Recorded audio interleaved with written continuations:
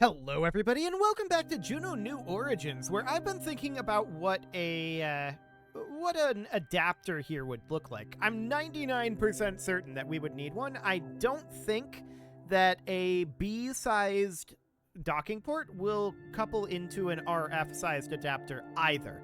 So to that end, I've been messing with this right now, and I've noticed that there are 3 sizes of docking ports here. It just snaps between these 3 positions. So we need to know what size is what. So let's put this out on the pad for right now. We're going to revert this, obviously, but we definitely need some form of adapter here. So to that end, this does not say what type of docking port it is. Okay, that's helpful. Actually, it's not. That's very unhelpful. So in that case, we don't know what size of docking port we need to be an adapter. Okay, so that's wild. Okay, let's go ahead and destroy this craft. Let's resume this guy here. Now, this should be right next to that that Type C adapter here. So that is this guy here, docking port Type C, and this is a docking port Type B. So we can see that the Type B adapter is significantly larger than the Type C adapter. This is a Type RF adapter, and that appears to be broadly similar, to be honest. That looks very similar. Let's try to hook this in. So we're going to need to point at target, but we're also going to need to travel in this direction, right? So our monoprop is on. We're just going to need to arrest some momentum here and move ourselves on over this way. So we can see now we're getting closer. That looks fine. I'm going to drop the RCS here. Okay. So we'll see if we can dock this to a Type RF adapter. That'll be interesting. I want to point us to target, so we're going to start turning over here, and then we're going to have to head into the target, right? And we're obviously overshooting this a little bit, but that's unsurprising. At this point, I don't really care too much about this being like offset on the center line of the axis here. That doesn't matter all that much to me. Wait a sec.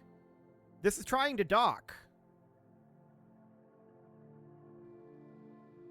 So it is trying to dock to this RF type adapter. Wild.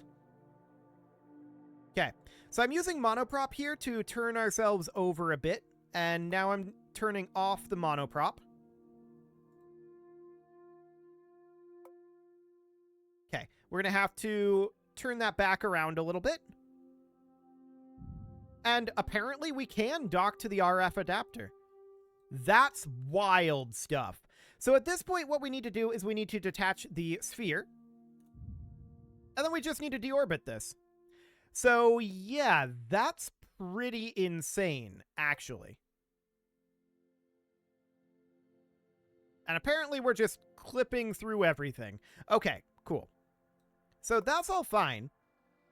We're going to need to get a little distance here. I'm checking clearances. It's very hard to see. It's extremely dark, and I get that.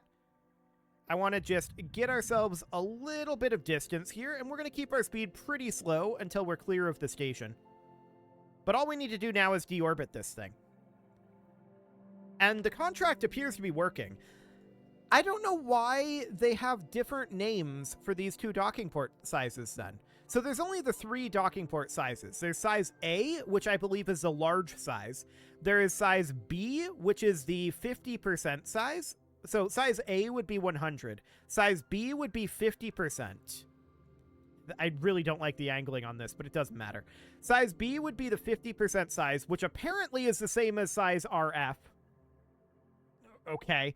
And size C would be the 25% size, is the way that appears to be working. So all we need to do now is bring this down, deorbit it, move ourselves away from the station. We're far enough away now that we can very safely burn this, and that seems absolutely okay. So our periapsis just needs to go down to like 50, and then this should auto-complete, and that'll be absolutely fine. I'm kind of leaning towards not doing anything else related to this particular space station because it's very awkward. So we'll see how that ends up going contract-wise. Okay, so there's that contract completed. So we need to destroy this craft. It was just going to get destroyed anyway. So this was a little bit of experimentation. It doesn't really matter. We need a new job here, so let's refresh our contracts. Now, I think we are through all... Yeah, I don't want to do any more of these. These are all repeats anyway, so that's fine. I want to check through here and see Brigolander Explorer mission. This is just to Luna. Ocean Delivery. CubeSat missions. Yeah, none of this is actually taking us to anywhere new. So that's a little awkward. I would like to go to new locations, but the contracts really are very heavily focused on specifically low Drew orbit. That's fairly realistic, to be clear, but I would like it if the contracts would push us to go to other locations.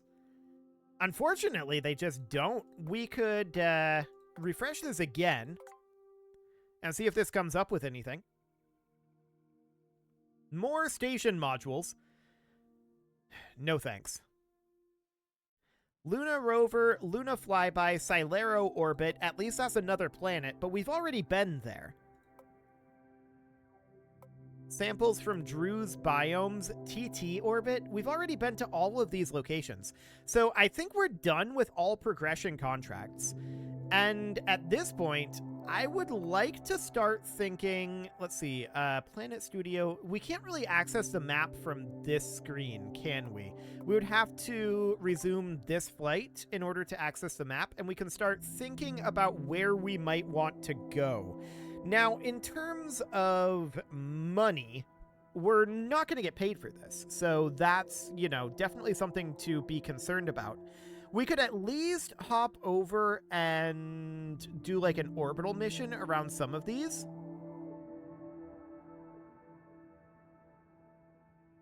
Okay. So, I mean, there's a lot of stuff here. And then there's also Sergia here, which is like the Venus analog, I assume. That's very Venus-like.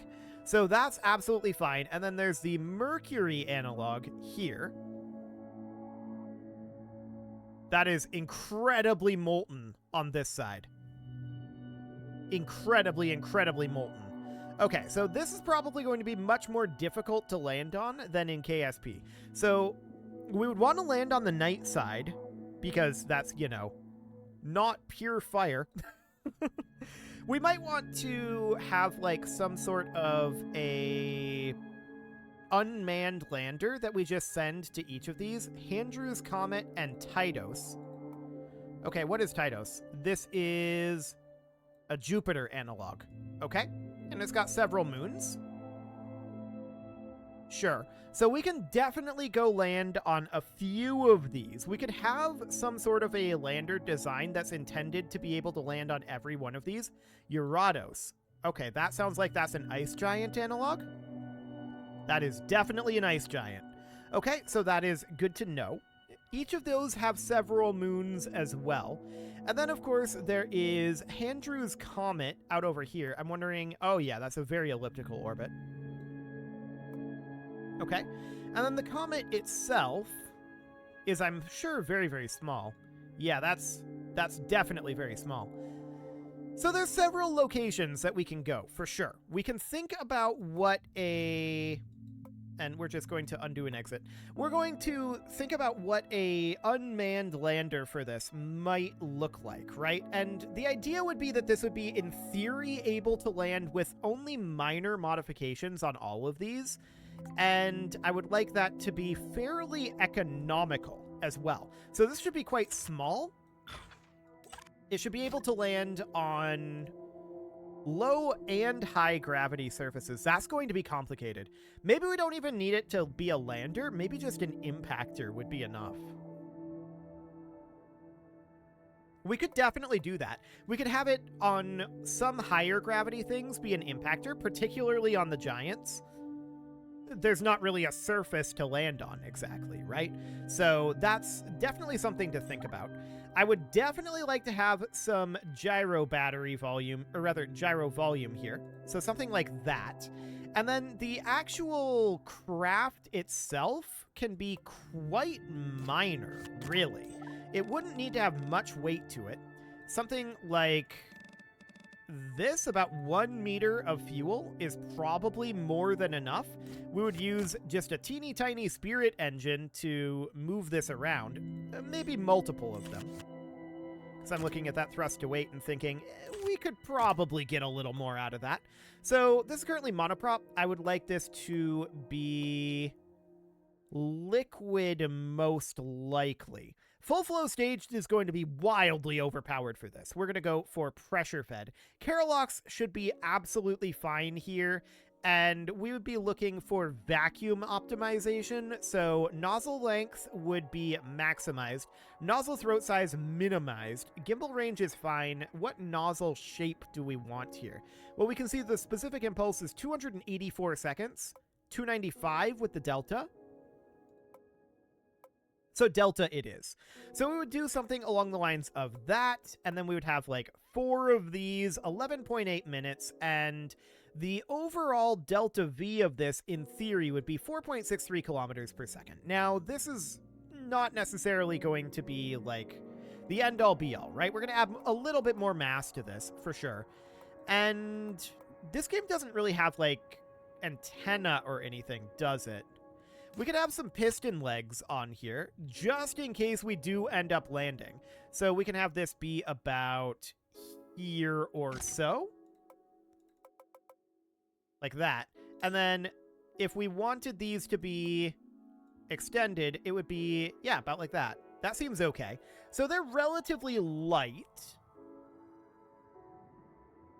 at 18.6 kilograms each. So that's not bad. That'll allow us to land on at least some of the lower gravity bodies.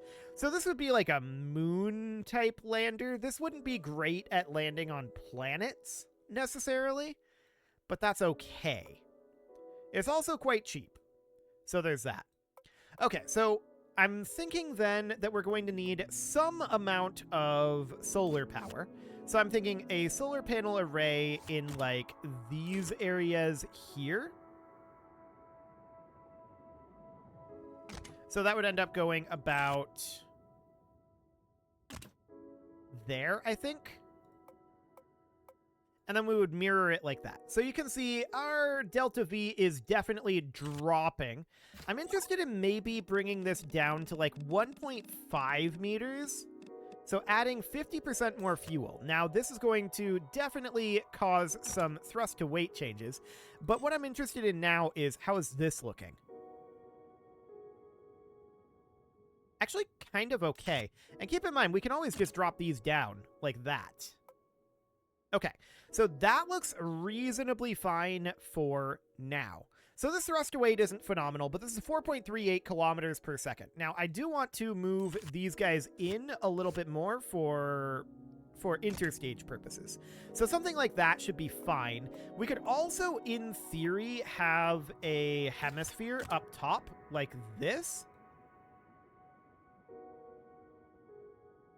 And this could also, in theory, be fueled.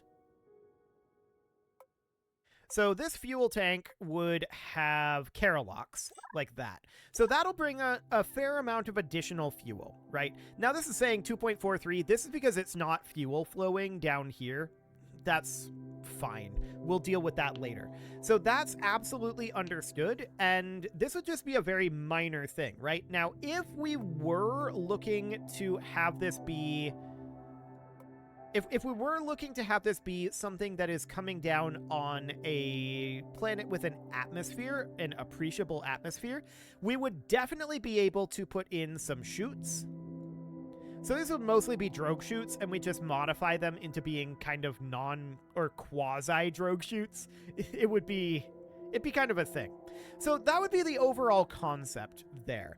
So let's, for now, we can make modifications to this later on, but let's for now toss in an interstage here, and the length of this interstage would only need to be about 1 meter.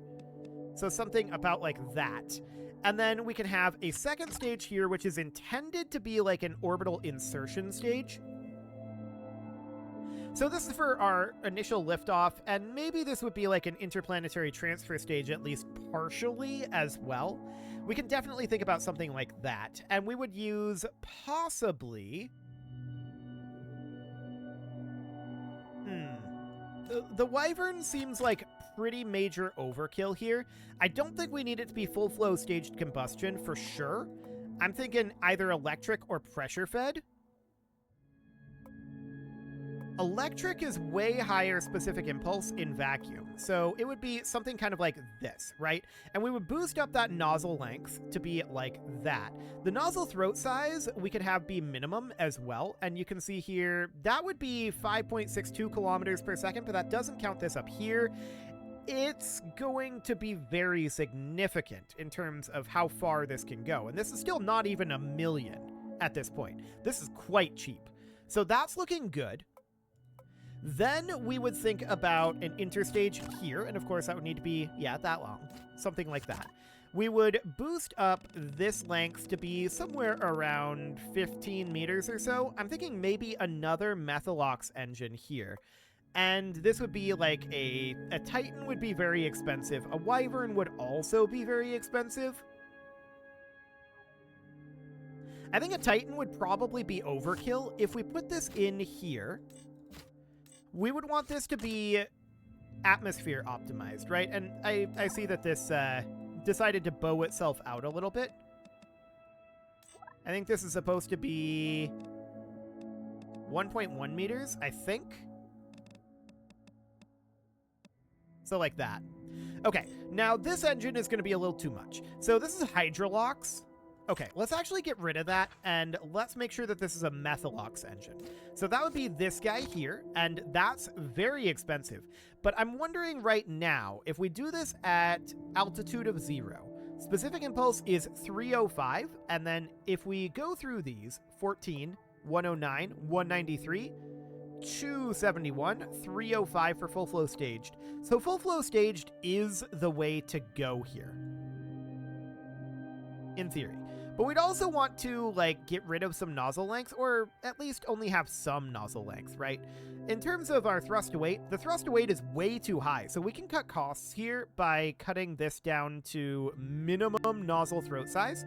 And the nozzle itself is, I think alpha is probably the best for us here. So this is 19.4 million. Almost the entire cost of this rocket is in this engine. This feels like overkill. Let's get rid of that. And we could theoretically think about trying to lift this with like an Ifrit. I kind of hate it. Maybe even just a mage. So the mage would probably want to be on full flow staged, but that is 22.9 million right there. So full flow staged feels like overkill for this. No doubt about that. So we can run this on... A gas generator is not enough power. Staged is somewhat better. We can dial back the nozzle throat size to somewhere around here or so. The nozzle length itself doesn't really matter. We could have this be maybe around 30% for nozzle length. And this is definitely cheaper, under 10 million. Let's see how that feels on getting into orbit. So the overall cost of this will be roughly 10 million. We can definitely swing that, but it's that first stage engine cost. That's pretty significant. So let's just set this to about 70 degrees. I don't want to go to the west. I want to be going to the east. Thank you very much. I don't know why this is trying to launch retrograde, but whatever. Okay, throttle up. And off we go. So we can see our initial thrust to weight looking pretty good there. Okay, so this is a Carolox engine here. This up here is all incredibly cheap. Almost all of our cost is in this engine. So I think we can probably dial that back, but the question is, does this even get to orbit? That's the question right now. And we'll see. I'm definitely going to do more development on this stage. That's for sure. We're going to need quite a lot more development, actually. So we're up to 20 kilometers now. I'm going to drop this down to a pitch of 45. This is a very, very light payload at this point, and I'm wondering if we would be better off trying to boost this with a solid rocket motor. We would have a distinct lack of turn ability. So there is that. Okay, we definitely need to drop our pitch significantly down. We have a lot of thrust to weight right now. This might be too much thrust to weight. Dropping our pitch down to 5. We're having a lot of drag. Yeah, we're taking heat damage. We're just too low right now for this level of thrust to weight. Okay. And we can see our apoapsis is quite high here. So that's fine. How much heat damage are we actually taking? There is definitely some, particularly in this hemisphere. Temperature is dropping. So in theory, that's fine, but that's a lot of drag. We might want to consider launching more up and going sideways later. Okay, so in terms of getting this into orbit, we're looking at somewhere around that. Not recommended accuracy. Okay, that just means we need to be burning, and I didn't want to burn lower, but now we're absolutely fine to burn. So that looks fine. We'll just continue to burn here. What's our orbital velocity? Okay, thrust to weight is 0.55. So we definitely want to get delivered a little closer into orbit. We need to rework that first stage. It's too expensive and it doesn't get us far enough. There's definitely smarter ways to do that.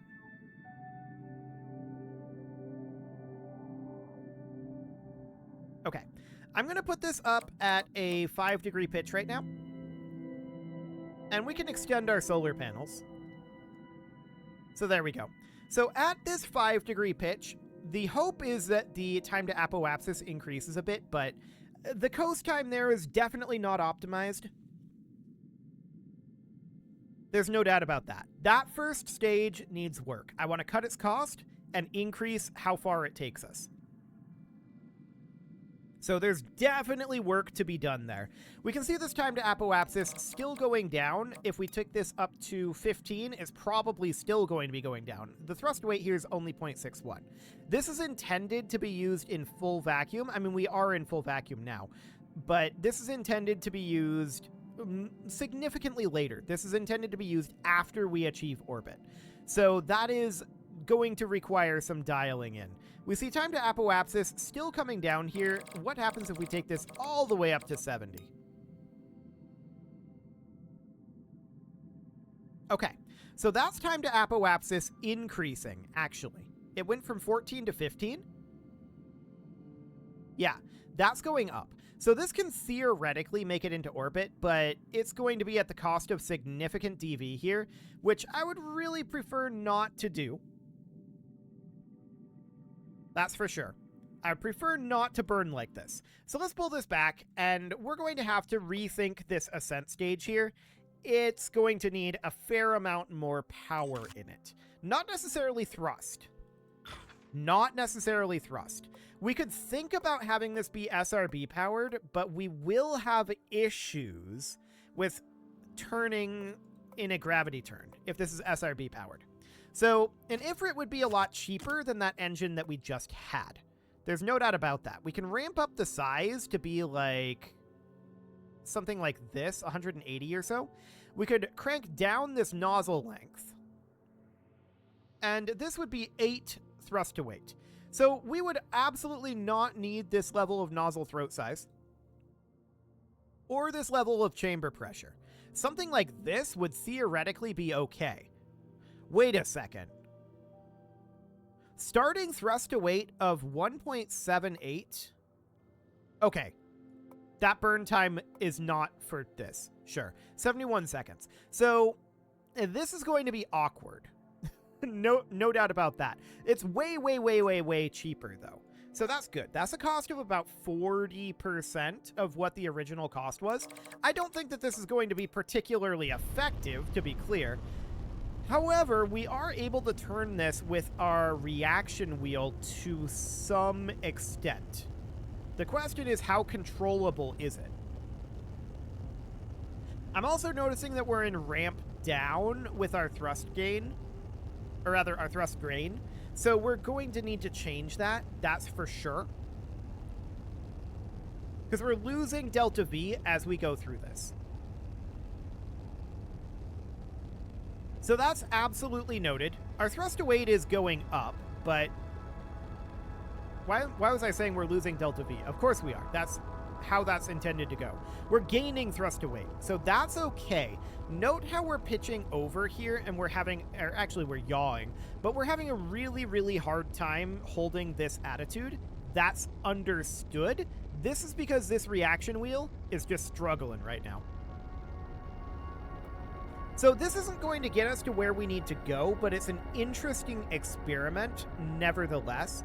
What we're really interested in at this point, of course, is a cheap option, very cheap option, that will deliver this into orbit, with this stage largely being untouched. This isn't it, but this is definitely an interesting opportunity here, I guess I'll say. So you can see here, this has given us a fair amount of velocity and a fair amount of altitude. But as soon as this burns out, we're going to have some issues here. I want to put us at 45 right now. So 3, 2, 1, 0. Okay, and then our Methylox engine kicks in, and we have a lot more attitude control, right? But the main problem at this point is going to be time to apoapsis, and we're not as far along as we would like to be. You can see our orbital velocity decreasing here, and that's due to a couple of factors, drag and gravity, and we are definitely concerned about that. So this clearly is going to need some development here, because we're trying to have this be very cost effective down here. The thing I'm actually wondering is, what happens if we duplicate this engine, which is a very cheap engine, and we put this down here, and we can see right away, obviously, well, this is not where we want to angle that at. There we go, more like that. Obviously, we're going to have to change some settings here, and that's going to wildly change the price. But if we crank down this nozzle length, that will boost up our specific impulse considerably, and then we can increase the nozzle throat size. The max here is still only about 1 million. So that right there is a starting thrust to weight of 0.47. So that's obviously not quite going to do the trick. And Delta is actually correct. So we're going to have to change our power cycle, and that's going to dramatically change the price of this engine. So a gas generator here would kind of do the trick, but this is something we can dial in the next episode. We can find ourselves some sort of happy middle ground here is the idea. You can leave your offerings to the engagement gods in the form of likes, comments, subscribes, and bell ringings, and a very special thank you to all of the channel members for making this video possible, including ALVS Gamer, Andy McGar, Dark Horse Xenocyte, Upper Cumberland Gamers, Nick Smarty, Dimitri H, Punching the Microphone, The Lounge STL, and all the rest. And of course, you. Thank you for watching. If you'd like to support the channel, you can click the join button down below the video, and as always, I will see you all next time.